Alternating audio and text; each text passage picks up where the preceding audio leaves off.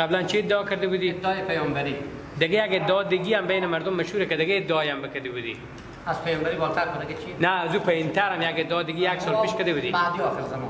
خب مهدی آخر زمان بدی بعدا باید ادعا پیامبری کرده بودی. فعلا چی باور داری؟ فعلا ما یک بنده خالص الله ام، بنده عادی ام، ذکر الله میکنم. امت محمد صلی الله علیه و سلم.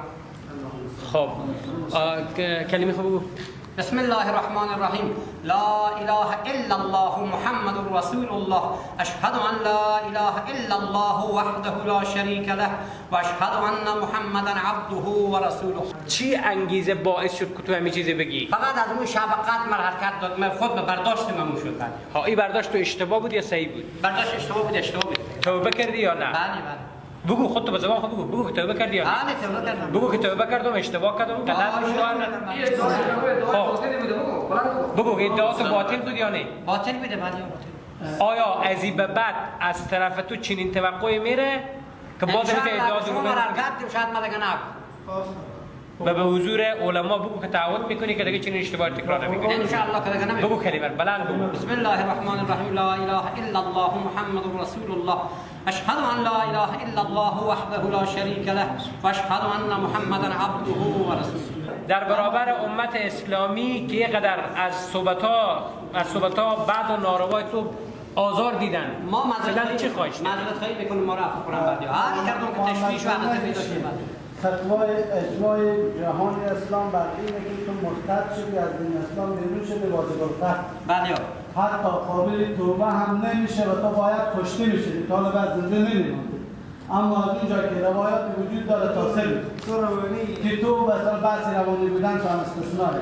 الان که تو اعتراف میکنی که روانی دیوانه با حال خود نبودی، توبه میکنی، چیزی که میدون باید بگو آمن کن.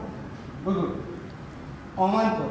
بسم الله الرحمن الرحیم. آمنت بالله و ملائکته و کتبه و رسله و الیوم الاخر و القدر خیره و شره من الله تعالی و البعث بعد الموت. حق لا اله الا الله محمد رسول الله. خود تو یکی از امتی محمد صلی الله علیه و سلم هستی. بله هستی. ادعای نبوت دروغ بوده، خود یک دروغگوی تاریخ بوده که در تاریخ ثبت شده، درسته؟ تمام شد دیگه. اون گپی بود دیگه تمام شد. دیگه ادعا نمیکنی. نه تمام شد دیگه. توبه کردی در حضور علما در همین مسجد ولایت. تمام؟ بله تمام. شکل و شمایل از این آدم نمیتونه حس میکنه، با وجودی که ظاهرا اون سوالاتی که میکنه جواب میده، از شکل از این که معلوم میشه که شاید 100% نرمال نباشه. واقعا یک آدم نرمال به شهر مثل هرات جرأت نمیکنه که همین حرفی را داخل بیرون بکنه. بنابراین علمای کرام منتظر نتیجه طب عدلی هستند.